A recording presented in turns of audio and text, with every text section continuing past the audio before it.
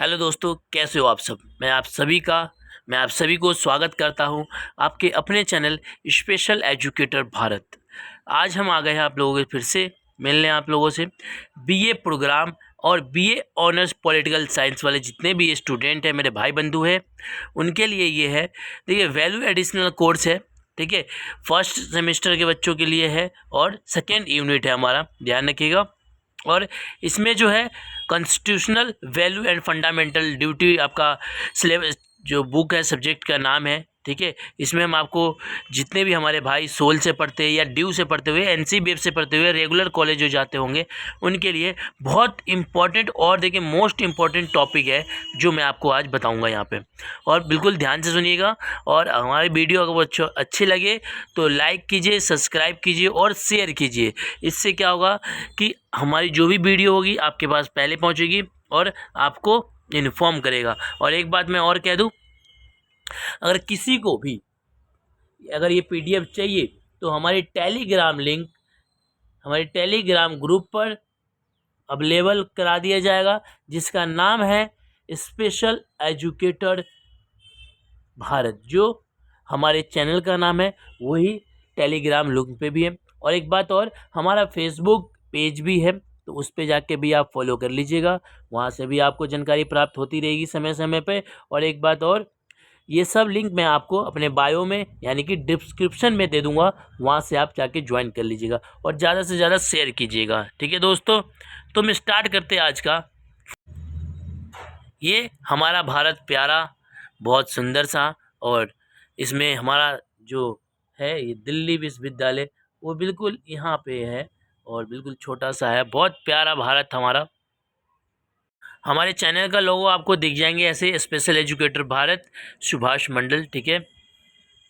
और ये हमारे फ्रेंड्स है, हमारी टीम है जो वर्क करती है, आपको सपोर्ट करती है और आपको पढ़ने में, आपके पेपर में एक इम्पोर्टेंट नोट्स लाकर प्रोवाइड कराते हैं और हम आपको साथ शेयर करते हैं, ठीक है। हमारी टीम है।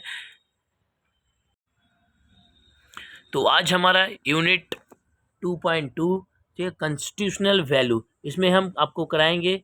देखिए, पहला मैंने यूनिट करा दिया, अगर आप लोगों ने नहीं देखा है तो हमारे डिस्क्रिप्शन में जाइए या हमारे प्ले लिस्ट पर आप जाके वहाँ से आप पढ़ाई कर सकते हैं। इसमें हम सोशल बताएंगे, पॉलिटिक्स बताएंगे, इकोनॉमिक बताएंगे, जस्टिस कैसे होता है, ठीक है, लेबिलिटी, इक्विटी, फ्रेंडेंसी, ये सब के बारे में आपको हम डिटेल से बताएंगे, वो भी हिंदी में। और एक बात और कि हमारी ये टेलीग्राम लिंक मैंने आपको पहले ही बताया था, स्पेशल एजुकेटर भारत है, इसको आप लेयर सब्सक्राइब कर लीजिएगा। और स्टार्ट करते हैं बिना टाइम वेस्ट किए। न्याय का शताब्दी अर्थ क्या होता है। देखिए, न्याय का शताब्दी अर्थ क्या होता है, इसके बारे में हम चर्चा करेंगे आज। तो देखिए, न्याय का अर्थ और अवधारणा, मतलब meaning of justice and concept, ठीक है।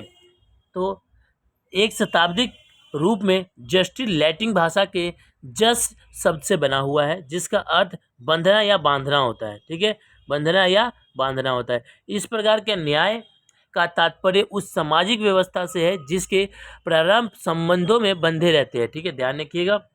और साधारण अर्थ में न्याय उस अवस्था का नाम है जिसके उचित व्यवस्था हो, व्यक्तित्व और सामाजिक संबंधों में समझ हो और निष्पक्ष हो और स्वाधीनता हो और तत्संगत हो, ऐसी सब क्रियाएं हो तो एक अच्छी क्रिया मानी जाती है,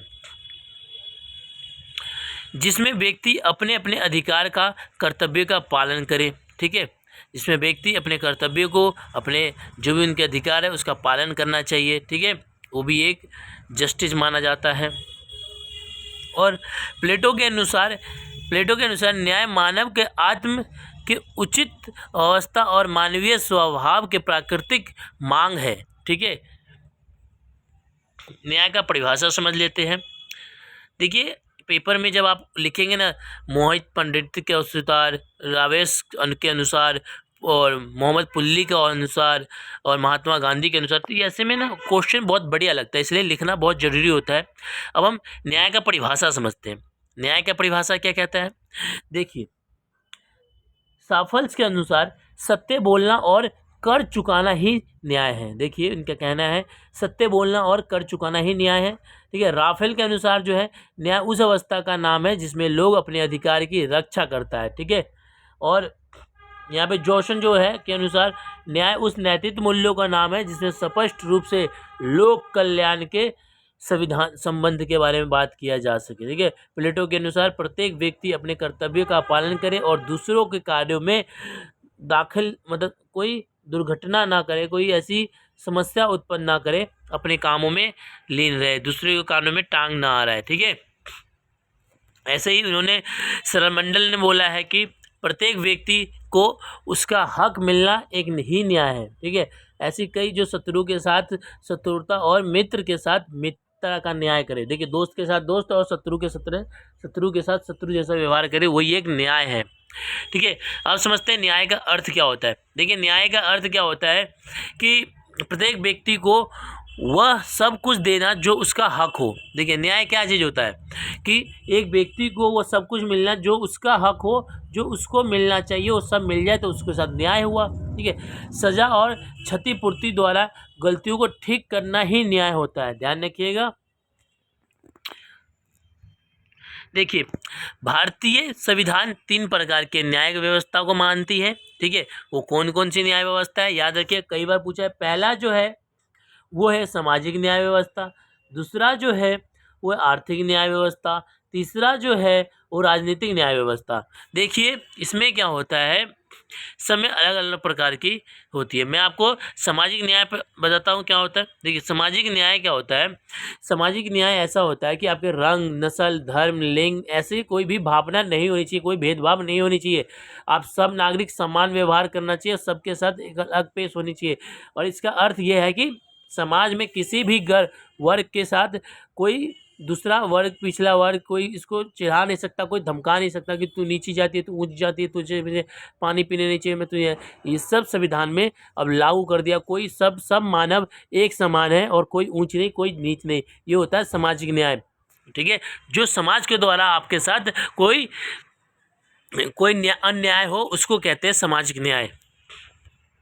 आर्थिक न्याय क्या होता है, देखिए आर्थिक न्याय का अर्थ होता है आर्थिक से अवसर प्रदान करना। ठीक है, आर्थिक समाधान प्रदान करना, आर्थिक विकलांगता को दूर करना, ये हमेशा सामाजिक न्याय की छतरी के नीचे लागू किया जाता है, ध्यान रखिएगा। आर्थिक न्याय का अर्थ है समाज में सभी के बीच आर्थिक समानता होनी चाहिए। व्यक्ति के बीच उसकी आर्थिक स्थिति को आधार पर कोई भेदभाव नहीं करनी चाहिए, किसी कोई अमीर है कोई गरीब है ऐसा भेदभाव नहीं होनी चाहिए किसी भी प्रक्रिया में। अगर ऐसा होता है तो आपके पास पूरा अधिकार है कि आप जाके कोर्ट के दरवाज़ा ठकठकाएं और वहाँ से अपना न्याय मांगे कि आपके साथ ऐसा अन्याय हुआ जा रहा है सबके समाज में, आपको आर्थिक न्याय के कारण किसी चीज़ में पार्टिसिपेट नहीं करने दिया, किसी भी उसकी आर्थिक स्थिति के कारण किसी को अवसर वंचित नहीं करनी चाहिए। जैसे मैंने आपको बताया, आप कहीं खेलने जाते हैं तो आपको गरीबी के कारण आपको खेल से नीचे नहीं रख सकता कि तू गरीब है मैं तुझे खिला नहीं सकता। ठीक है, ये होता है आर्थिक न्याय दोस्तों। अब समझते हैं यहाँ पे समानता। देखिए समानता क्या होता है, एक मिनट इसमें एक और है राजनीतिक न्याय। देखिए राजनीतिक न्याय क्या होता है दोस्तों, राजनीतिक न्याय का कहना है कि भैया सब व्यक्ति को अधिकार है कि राजनीति में आके अपना न्याय प्रदान करे। अपने कोई भी राजनीति में आ सकता है, कोई ये नहीं कह सकता कि मैं छोटे हूँ तो तुझे नहीं आने दूंगा, तू मुसलमान है, तू हिंदू है, तू ईसाई है तो मैं तुझे आने नहीं दूंगा। कोई भी व्यक्ति अपने अधिकार के खिलाफ राजनीति में न्याय कर सकता है, कोई भी राजनीति में आ सकता है, किसी को रोक टोक नहीं है। समानता समझते हैं हमारे स्पेशल। अगर आपको वीडियो अच्छी लग रही हो तो हमारे चैनल को सब्सक्राइब कर दीजिए और ज़्यादा से ज़्यादा शेयर कीजिए, क्योंकि आपका शेयर ही इस वीडियो को एक बेहतर वीडियो बनाएगा और आपके जितने भी दोस्त भाई बंधु हैं उनको एक सहायता प्रदान मिलेगा अपने पेपर को अच्छे बनाने में। ठीक है दोस्तों, भारतीय संविधान के भाग 3 में अनुच्छेद 12 से 35 में मौलिक अधिकार का प्रावधान दिया गया है। ध्यान रखिएगा, जो मौलिक अधिकार है, जो भारत के संविधान में मौलिक अधिकार मिला है आपको अनुच्छेद 3 में। ठीक है, भाग 3 में अनुच्छेद 12 से लेकर 35 के बीच में आपको मौलिक अधिकार प्रदान दिया गया है। इसमें समानता का अधिकार भी है जो अनुच्छेद 14 से 18 के बीच में स्पष्ट रूप से दिखाया गया है। ठीक है, समानता का अधिकार क्या होता है मैं बता दूं। समानता का जो अधिकार होता है, देश में कानून के सामने अपने नागरिक के साथ समान व्यवहार किया जाना चाहिए, ना कि लिंग, जाति, नस्ल और धर्म या जन्म स्थान के आधार पर किसी भी प्रकार के वंचित व्यवहार को त्यागा नहीं जाना चाहिए। देखिए कहना चाहता है सब व्यक्ति समान है, किसी के साथ ऊंच नीच की भावना नहीं करनी चाहिए और किसी भी प्रकार का अगर अन्याय होता है तो उसके साथ न्याय किया जा सकता है। अब समझते हैं कानून के समक्ष समानता। देखिए कानून जो है हमारे अनुच्छेद 14 के तहत जो हमारी राज्य क्षेत्र में होती है, ठीक है, किसी राज्य के किसी भी व्यक्ति को कानून सक्षम समानता का किसी भी प्रकार से उसको वंचित नहीं कर सकते कि हम आपको कानूनी की सहायता नहीं दे सकते। अगर आपको कोई दिक्कत है तो आप थाने में जाके वहाँ से आप कानूनी सहायता सक्षम समान है आप मांग सकते हैं। ठीक है, विधि क्या होता है, सक्षम सभी समान है और बिना किसी भेदभाव से कानून के सामना संरक्षण का हकदार है। ध्यान रखिएगा, आप पूरा हकदार है कि आप थाने में जाके रिपोर्ट करें उसके साथ, और आपका पूरा अधिकार है, वो मना नहीं करेगा आपको। और एक बात और देखिए, धर्म, मूल वंश, जाति, लिंग, ऐसे जन्म के स्थान पर किसी भी प्रकार का भेदभाव नहीं होना चाहिए, प्रति निषेध होना चाहिए सब। ठीक है, देखिए संविधान अनुच्छेद 15 में ये बात कही गई है कि किसी भी नागरिक के साथ केवल उसके धर्म, मूल वंश और किसी भी जन्म के स्थान पर किसी भी प्रकार का भेद नहीं किया जाना चाहिए। ठीक है, सभी नागरिक को, दुकानदारों को, सार्वजनिक स्थलों को, कुओं को, तालाबों को और स्तन घरों को, सड़कों का प्रयोग का अधिकार है। ध्यान रखिएगा। और महिलाओं और बच्चों के सामाजिक शिक्षा के दृष्टि में पीछे हुए नागरिक को, अनुसूचित जाति को, अनुसूचित जनजाति के नागरिकों को विशेष प्रावधान है कि अधिकार दिया गया है। इस बात पे ध्यान रखिएगा कि सभी व्यक्ति को पढ़ने का, सड़क पे चलने का, कुएं का पानी पीने का, ठीक है, और जो भी स्तन घर होता है, नहाने के घर होता है, वहाँ पे जाने का मतलब एक स्वतंत्र रूप दिया गया है संविधान के द्वारा। और अवसरों की समानता, देखिए जो अवसरों की समानता की बात कही गई है अनुच्छेद 16 में कही गई है। इस बात पे इसमें क्या है कि देश के सभी नागरिकों को राज्य के अधीन नौकरी का समान अवसर प्रदान करने की गारंटी दी गई है। किसी को ये नहीं कह सकता कि हमारे राज्य में कोई और राज्य का व्यक्ति आके काम नहीं कर सकता, ये नीची जाति है तो ये काम नहीं करेगा, ये और जाति का है, ये कोई काला है तो ये नहीं करेगा, ये गोरा है तो ये नहीं करेगा, ठीक है, ये नीच है इसलिए नहीं करेगा। ऐसा कोई भी भेदभाव होता है तो आप जाके न्याय मांग सकते हैं। ठीक है, एक बात ध्यान रखिएगा, राज्य के अधिकार की किसी भी राजनीतिक सेवा के लिए अवसर योगदान निर्धारित कर राज्य के मूल निवासी हेतु आरक्षण, पिछड़े वर्ग, अनुसूचित जनजाति जितने भी होते हैं सबको आरक्षण प्रदान की गई है पहले से ही, इन सबको किसी भी नौकरी के लिए। देखिए स्पष्टता का अंत क्या होता है, अनुच्छेद जो होता है 17 के तहत संविधान के स्पष्टता का प्रतिनिधित्व किया गया है। इसमें ऐसे आचरण किए गए हैं जो दंडनीय अपराध हो माना जाता है, उसके बारे में इसमें बात कही गई। कोई दंडनीय अपराध है तो उसको बिल्कुल उसके साथ न्याय किया जाएगा, उसके साथ अगर अन्याय हुआ तो न्याय किया जाएगा, उसने अगर अन्याय किया है तो उसके साथ भी एक अन्याय वाली रूप ली जाएगी। इस अनुच्छेद के उद्देश्य व्यक्ति की उस जनजाति के कारण ही माना जाता है कि अमान्य आचरण का समाप्त करना। ठीक है, उपलब्धि का अंत देखिए, अनुच्छेद जो है 18 में इस बात को कही गई है। क्या कही गई है, ध्यान रखिए, अनुच्छेद 18 में ये कही गई कि अंग्रेज शासन की संपत्ति व राज्य शक्ति के आधार पर उपलब्धियों को प्रदान की जाती है। तीजी सामाजिक जीवन के भेद उत्पन्न करता है। ठीक है, संविधान में सेना तथा विद्या संपत्ति उपलब्धियों के अतिरिक्त राज्य द्वारा किसी भी तहत की उपलब्धि दिया जाना निषेध है। एक बात रखिएगा, संविधान में सेना तथा विद्या संपत्ति की उपलब्धि के है ना, जो इसके अतिरिक्त राज्य किसी भी प्रकार के तहत उपलब्धि दिया जाता निषेध माना जाता है। ध्यान रखिएगा इस बात को आप लोग। ठीक है, एक बात और कि इसके अलावा भारत के नागरिक राष्ट्रपति के आज्ञा के बिना विदेश में जाकर कोई भी अपनी जो उपलब्धि होती नहीं ले सकता। पहले हमारे प्रधानमंत्री जो वर्तमान में राष्ट्रपति है उनसे परमिशन लेना बहुत ज़रूरी है। मैं आपको एक प्रश्न करता हूं कि कमेंट में आंसर दीजिएगा कि हमारे इस समय राष्ट्रपति, वर्तमान राष्ट्रपति कौन सा है, बताइए। तो आगे चलते हैं। स्वतंत्रता क्या होती है? देखिए स्वतंत्रता क्या होती है, ये जो है मौलिक अधिकार ही है आपका। भाग 3 में बोला गया, अनुच्छेद 12 से 13 मौलिक अधिकार है। ध्यान रखिएगा आप लोग, इसमें प्रावधान दिया गया है कि स्वतंत्रता का अधिकार जो है ना वो 19 से 22 के बीच में स्पष्ट रूप से दिखाया गया है। ध्यान रखिएगा 19 से 22 के जो अनुच्छेद है उसमें दिखाया गया है। ठीक है, ये शब्द जो है लैटिन भाषा से जो लिबर्टी लिया गया है शब्द से माना जाता है कि जिसमें हिंदी स्वरूप जो बताया गया है इसका अर्थ होता है बंधनों का अभाव में मुक्त या अपनी इच्छा के अनुसार कार्य करना। ठीक है, देखिए पैट्रिक हेनरी के अनुसार मुझे स्वतंत्रता देना ही अमृत्य है। देखिए स्वतंत्रता जिसे दी जाती है यह अमृत्य, ये एक स्वतंत्र है। रिची के अनुसार कहता है जीवन के अधिकार के बाद साधारणात्मक स्वतंत्रता के अधिकार का नाम लिया जाता है। ध्यान रखिएगा, ये स्वतंत्रता का परिभाषा क्या होता है? स्वतंत्रता व्यक्ति की अपनी इच्छा अनुसार कार्य करने की शक्ति का न्याय है। इसका अर्थ क्या होता है? स्वतंत्रता का दो अर्थ होता है, स्वतंत्रता का नकारात्मक और सकारात्मक अर्थ। अगर हमारी वीडियो आपको अच्छी लगी तो स्पेशल एजुकेटर भारत को फॉलो और सब्सक्राइब जरूर कीजिएगा। हमारी फेसबुक पे पेज भी है, उसको भी आप फॉलो कर सकते हैं। डिस्क्रिप्शन में आपको मैं लिंक दे दूंगा, वहाँ से आप ज्वाइन कर सकते हैं। और इन PDF के लिए आपको हमारे टेलीग्राम लिंक को ज्वाइन करना होगा, जो आपको समय समय पर BA अपडेट और BA ऑनर्स जितने भी हमारे भाई बंधु हैं उनको समय समय पर अपडेट मिलती रहेगी। अब समझते अनुच्छेद 19। देखिए जो अनुच्छेद 19 है उसमें क्या बोला है, किस चीज़ की स्वतंत्रता आपको मिलेगी?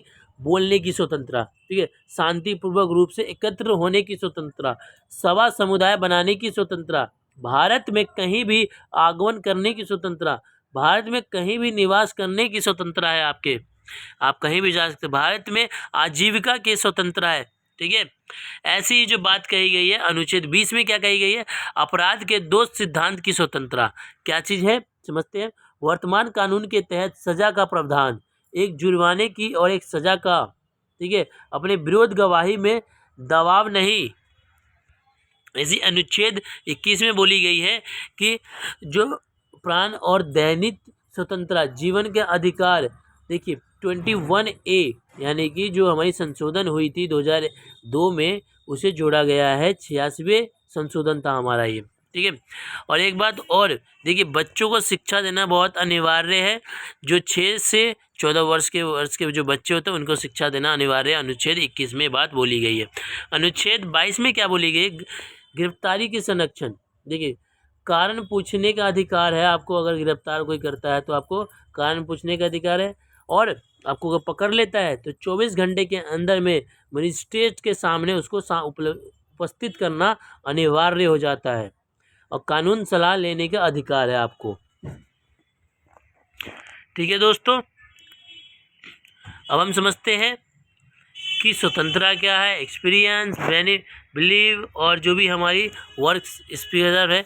और ये हमारी टेलीग्राम लिंक है दोस्तों। मैं आशा करूँगा कि आप लोग ज्वाइन करेंगे और ज़्यादा से ज़्यादा वीडियो को शेयर करेंगे। भाईचारा। देखिए भाईचारा पे बहुत बार क्वेश्चन पूछा गया है कि देखिए भाईचारा अगर आपके देश में रहता है तो आपका देश एक बहुत विकसित देश कहलाएगा और आने वाले वक्त में आप इसका परिणाम देख सकते हैं। अब समझ लेते हैं भाईचारा के बारे में थोड़ा सा। किसी भी देश की एकता और अखंडता को बनाए रखने के लिए उस देश के नागरिकों के बीच में भाईचारा होना आवश्यक है। ठीक है, भीमराव अंबेडकर के अनुसार भाईचारा सभी भारतीयों के बीच में सामान्य भाईचारे और भाईचारे की भावना है। भाईचारे के बिना समानता और स्वतंत्रता की कल्पना ही नहीं की जा सकती। ठीक है, भारतीय संविधान के नियमों को और विनियमों को के अनुसार प्रावधान और भ्रष्टाचार दो भागों में बहुत रूप से सुनिश्चित करना है। देखिए मानवीय गरिमा और राष्ट्रीय अखंडता के बारे में संविधान में की गई है। ठीक है, दो बात है, देखिए समझते हैं। बंधुत्व का अर्थ है कि सभी नागरिकों को एक ही परिवार का सदस्य की तरह कार्य करना चाहिए। आप पूरे देश एक परिवार है, आप अपने भाईचारा में रहिए और एक साथ जब काम करते हैं तो एक बहुत अच्छा ग्रोथ मिलता है, देश को एक अच्छा इकोनॉमी मिलता है, जिससे हमारा देश विकास होता है। ठीक है, किसी भी नागरिक के साथ अनादर का व्यवहार नहीं करनी चाहिए। भारत के क्या विश्व के किसी भी व्यक्ति के साथ हमें गलत व्यवहार नहीं करनी चाहिए। ठीक है, इसमें ऐसी दुनिया की आकांक्षा रखी जाती है जिसमें सभी समान हो और इससे समान अधिकार हो। ठीक है दोस्तों, अब समझते हैं भारतीय दृष्टिकोण से भाईचारा के बात। इसमें बोला गया है संविधान में प्रावधान के अनुसार अखंडता सबको 42वें संशोधन अधिनियम 1976 में जोड़ा गया था। व्यक्ति की गरिमा का अर्थ है गरिमा एक व्यक्ति का अधिकार है। हर व्यक्ति चाहता है कि उसके महत्व दिया जाए और उसे सम्मान दिया जाए और उसके साथ नैतिक व्यवहार किया जाए। ठीक है, हर आप भी सोचते हैं कि आपके साथ एक अच्छा सम्मान हो, आपका एक अच्छा व्यवहार हो, आप दूसरों के सामने जाओ तो आपका नैतिक व्यवहार हो, तो एक अच्छा प्रदर्शन करना चाहते हैं आप दूसरे के पास जाने से। ये एक नैतिक कानून के और राजनीतिक का अंतर्निहित है। ठीक है, इस शब्द का प्रयोग व्यक्तित्व आचरण का वर्णन करने के लिए भी किया जा सकता है, जैसे गरिमा के साथ व्यवहार करना। अपने आंतरिक मन से किसी के साथ अच्छे व्यवहार करते हैं उसको बोलते हैं हम व्यक्ति गरिमा के अर्थ। ध्यान रखिएगा।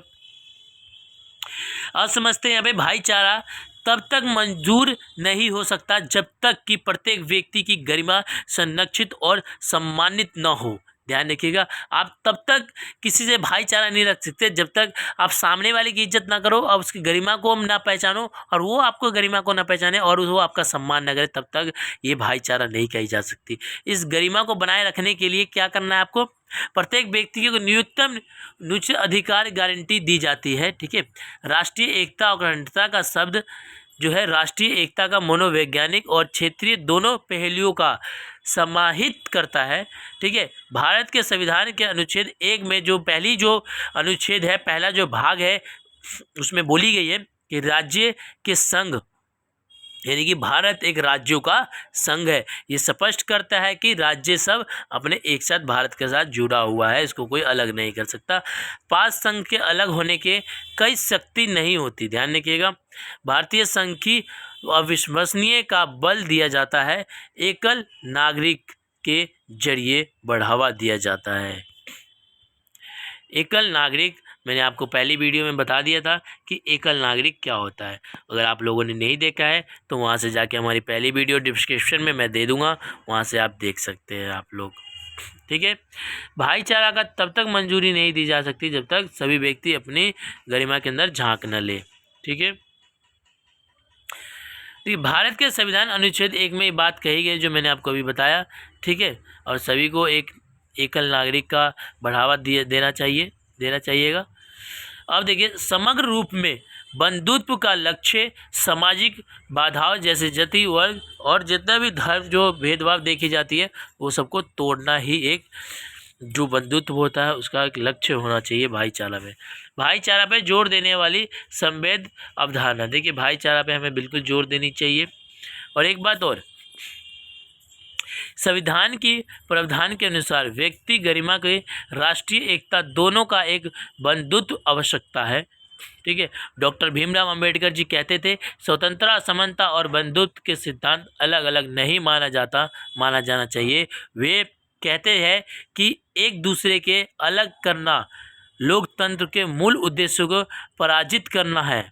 ठीक है, जब एक परिवार है, ध्यान रखिए, जब एक परिवार है जिसमें 4 बंदे हैं, अगर किसी से लड़ाई होता है ना तो चारों जाएंगे लड़ने, चारों लड़ेंगे, दब के लड़ेंगे और जीत के भी आएंगे। लेकिन कुछ समय बाद इनमें ही लड़ाई हो जाता है तो बिखर जाएंगे, तो ये टूट जाते हैं। ठीक है, जब आपस में ये टूट जाएंगे ना तो क्या होगा, इनमें एकता की कमी हो जाएगी, ये अकेले पड़ जाएंगे। जब लड़ाई होगा ना तो ये अकेले जाएंगे लड़ने कहीं भी, तो वहाँ दिक्कत होगी, तो ये हार के आएंगे। तो यही हमारा देश है भारत, प्यारा भारत, जो अगर हम एक साथ मिल के काम करेंगे ना और एक साथ हम रहेंगे, एकता का सम्मान करेंगे, सबका सम्मान करेंगे, तो इससे क्या होगा, कि हमारी कभी भी किसी से दुश्मनी नहीं होगी। अगर हम पे कोई कोई कुछ भी करता है ना, तो हम एक साथ जवाब दे सकते हैं। तो इससे क्या होगा, हमारे देश का जो इकोनॉमी रेट है ना बढ़ेगा, हमारा देश का सिद्धांत बढ़ेगा और बहुत सारा प्रभाव पड़ेगा दूसरे देशों पे। ठीक है, तो इसीलिए कही गई है कि भाईचारा अपने देश में बनाए रखनी चाहिए। ठीक है, एक बात मैं और आपको बता दूं दोस्तों, हमारी वीडियो अगर आपको अच्छी लगी हो तो शेयर ज़रूर कीजिएगा, लाइक कमेंट और ज़रूर कीजिएगा, क्योंकि कमेंट करके आप मुझे बताइएगा कि आपके पेपर में कितने नंबर आए। और एक बात और बताइएगा कि मैंने जो आपसे क्वेश्चन पूछे बीच बीच में वो बताइएगा। और हमारे भारत के जो प्रधानमंत्री जी है, ठीक है, जिनका नाम है